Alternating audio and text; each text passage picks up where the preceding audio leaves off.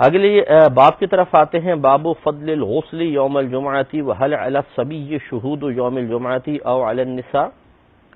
یعنی جمعے کے دن غسل کرنے کی فضیلت کا باب، اور کیا بچوں اور عورتوں پر بھی جمعے کے دن حاضر ہونا واجب ہے؟ اس سے متعلق ابھی حدیث لے کر آئیں گے۔ حدیث نمبر ہے 877 حضرت عبداللہ بن عمر رضی اللہ تعالی عنہما بیان کرتے ہیں کہ رسول اللہ صلی اللہ علیہ وسلم نے ارشاد فرمایا کہ جب تم میں سے کوئی شخص جمعے کے دن آئے تو وہ غسل کرے۔ تو عربی کے الفاظ یہ ہیں کہ اذا جاء احدکم الجمعۃ فلیغتسل، کہ جب آئے تم میں سے کوئی ایک جمعے کو تو اسے چاہیے کہ وہ غسل کرے۔ تو فلیغتسل یہ امر کا صیغہ ہے، گویا کہ اس میں آرڈر ہے، حکم ہے کہ تمہیں چاہیے کہ غسل کر کے آؤ۔ اور بظاہر جو امر ہوتا ہے، جب اس کا کوئی ایسا کوئی قرینہ موجود نہ ہو کہ یہاں حکم میں شدت سختی ہے یا نہیں ہے، تو پھر ہم اس سے وجوب ہی ثابت کرتے ہیں۔ لیکن جب خود نبی کریم صلی اللہ علیہ وسلم کا کلام ایسا ہو کہ ایک کلام سے ایسا لگ رہا ہو کہ کوئی سرکار اس سے سختی فرما رہے ہیں، لازم قرار دے رہے ہیں، اور اس میں رعایت کا کوئی پہلو نظر نہیں آ رہا، لیکن دوسری حدیث میں نبی کریم صلی اللہ علیہ وسلم کے ایسے الفاظ مل جاتے ہیں جو مطلب نرمی کی طرف اشارہ کر رہے ہوں،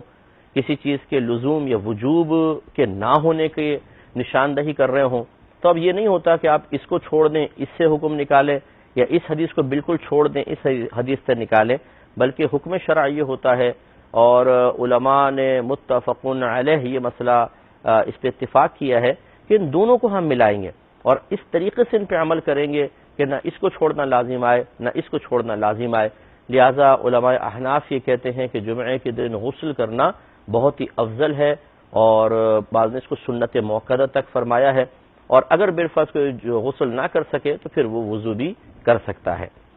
اس کے لیے سنن ابو داؤد کی حدیث نمبر ہے 354، یہ میں آپ کو عرض کر دیتا ہوں۔ حضرت سمرہ رضی اللہ تعالیٰ عنہ بیان کرتے ہیں کہ نبی کریم صلی اللہ علیہ وسلم نے ارشاد فرمایا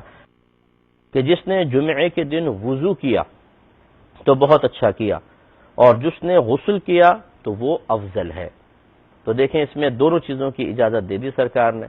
اور یہ جو بخاری کی ابھی حدیث پڑھی ہے یہ تو ایسا لگتا ہے کہ صرف غسل کا ہی حکم ہے، خالی وضو کر کے آئے تو ٹھیک نہیں، غسل کرنا واجب ہوگا۔ تو ہمارے نزدیک احناف یہی کرتے ہیں کہ بہت ساری حدیثیں جو ایک موضوع سے متعلق ہیں ان کو سامنے رکھا جاتا ہے، اور پھر ان پہ غور و تفکر کر کے پھر ایسا نہیں ہے کہ جو مرضی حدیث اٹھا لی، چوائس کر لی کہ یہ پسند آ رہی ہے اس پہ عمل کر لیا، دوسری کو نظر انداز کر دیا، یہ طریقہ کار نہیں ہوتا ہے، بلکہ جب نبی کریم صلی اللہ علیہ وسلم کی کئی احادیث مبارکہ منقول ہوں اور بظاہر ان کے مضامین آپس میں ٹکرا رہے ہوں تو فرسٹ سٹیپ تو یہی ہوتا ہے کہ ان میں آپس میں تطبیق پیدا کریں، یعنی ایسے معنی مفہوم ہر حدیث کا لیں کہ سب پر عمل پیرا ہو سکیں۔ ہاں اگر کوئی جھوٹی موضوع حدیث ہے تو اس پہ عمل ہونے کا نہیں میں عرض کر رہا ہوں، ویسے جو صحیح حدیثیں ہیں یا کم از کم چاہے ضعیف ہی کیوں نہ ہو، فضائل کے باب میں معتبر ہے،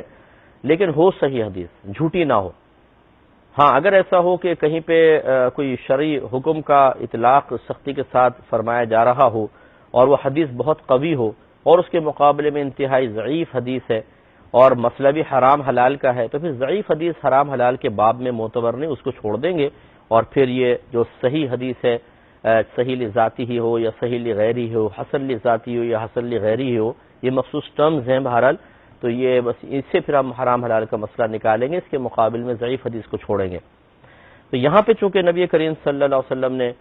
دونوں طرح کی چیزیں بیان فرمائی، تو لہٰذا معلوم ہوا کہ فلیغتسل جہاں پہ سرکار فرما رہے ہیں کہ اس شخص کو چاہیے کہ وہ غسل کرے، تو معلوم ہوا کہ یہاں امر وجوب کے لیے نہیں ہے بلکہ استحباب کے لیے ہے۔ اور قرآن عظیم میں بھی ایسا ہوا ہے کہ امر کے صیغے، یعنی جس میں سرکار اللہ تعالیٰ بظاہر کوئی حکم ارشاد فرماتا نظر آتا ہے، وہ 25 معانی ہیں جہاں پہ حکم نہیں ہے بلکہ 25 امر کا صیغہ 25 قسم کے معنی میں آتا ہے جو مطلب وجوب کے معنی سے ہٹ کر ہے، اور یہ اہل علم جانتے ہیں۔ خلاصہ کلام یہ ہے بہرحال عوام الناس کے لیے